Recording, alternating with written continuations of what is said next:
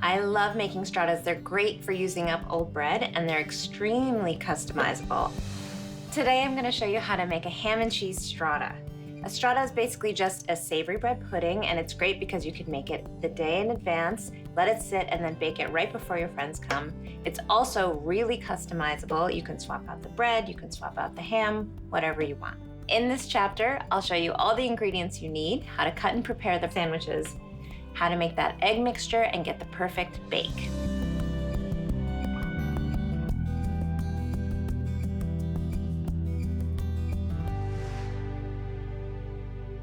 First thing we'll do is build the strata, so that's our little ham and cheese sandwiches. We're gonna cut our loaf into 3/4 inch slices. We're basically just trying to make 5 ham and cheese sandwiches. It's that simple.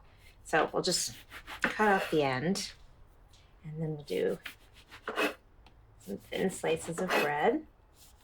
I think that day-old bread is actually the perfect thing to use for a strata because it then absorbs all the wonderful custard that you pour around it. But if you don't have day-old bread, fresh bread works just fine. And I'm using an enriched bread. I'm using brioche, but you can pretty much use whatever bread you have. Okay, so we're gonna butter all of our bread, and we're using this wonderful soft butter. You want it to be room temperature so that it spreads really, really easily, like that. It's gonna make the bread toasty and buttery and delicious. Then we'll use a little bit of our apricot jam on one slice. It's just a little hint of sweetness. I like sweet and savory things together. If you're not a fan of apricot jam, you could use maybe some grainy mustard or something like that. So we'll put a couple of slices of ham in here. You could use turkey. You could use chicken. Pretty much could use whatever you want. A little ham and then a little bit of each of the cheeses. I think Gruyere is sort of nutty and cheddar is sharp and creamy. So they go together really, really well. There you go. So one sandwich. We're gonna make 5 sandwiches and then cut them each in half. So I'm using a 2-quart baking dish. 2-quart baking dishes come in a lot of different sizes. So you basically can cut this any way that you feel like it fits into your dish. This is the easiest way I could think of to do it. I'm making a little bit of a mess here, but the fun part of this recipe is it doesn't have to be perfect. Honestly, you're gonna cover it up with all that beautiful custard and more cheese, and all it's gonna look like is a big, cheesy, delicious casserole. So don't worry too much. Last one. Now that all my sandwiches are done, I can build my strata. I have a 2-quart baking dish here that I've buttered really well. And I am going to just stack my little sandwiches in here. You might have to do some finagling to get them to fit, but that looks pretty good. Now I'm going to set this aside and make the custard. Now we're going to make our custard, and then we'll put it all together to soak. I like to do all my eggs first so that I can beat them really, really well. I don't like it when there are any of those little stringy pieces of white in my custard. Okay.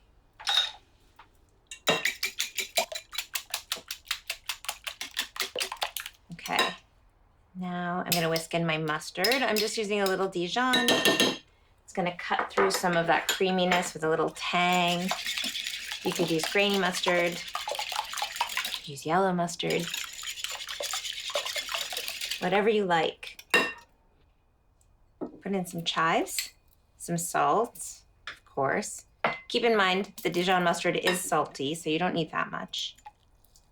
Heavy cream and whole milk.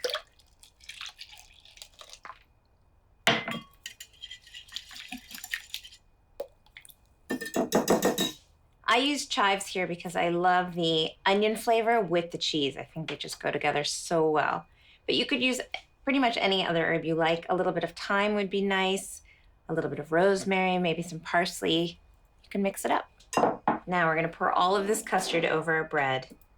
It looks like it's not gonna fit, but it will. Once it soaks up into the bread, it's gonna be perfect. spilled. Like if I use a bench scraper, I don't have to waste anything. You have to go slowly when you pour it into the bowl. Let it soak in a little. Doesn't that look pretty? And then we'll just finish it off with more cheese. So now this has to go into the fridge for at least 4 hours or up to overnight. I want the bread to soak up all of that delicious custard.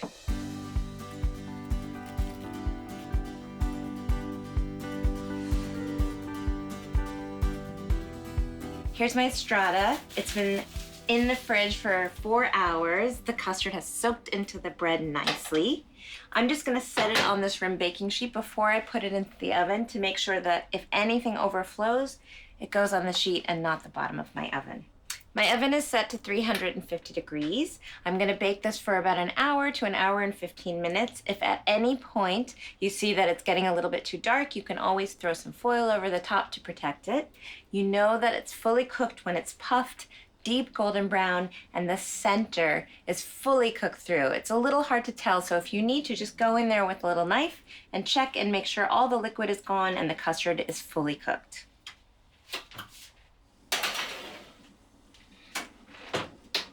When this comes out, I'll give it about 10 minutes so that the custard can fully set and we don't burn our mouths when we go to taste it.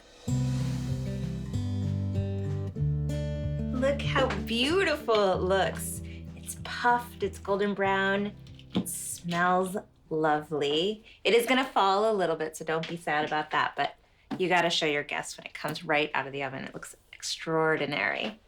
Now, this strata is super duper rich. It has lots of cream, lots of eggs. So I like to serve it with a nice, bright salad dressed with a lot of tangy, lemony dressing. I'm gonna go right in the middle. Look at that. Can you see it? Looks gorgeous. I'm so excited to taste this.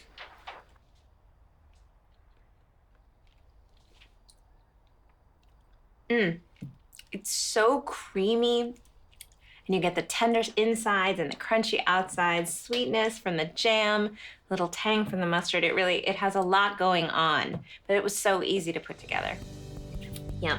In this chapter, I've showed you all the ingredients you need to make a strata, how to cut and prepare your bread, how to make that egg mixture, how to put it all together for a beautiful bake. Enjoy.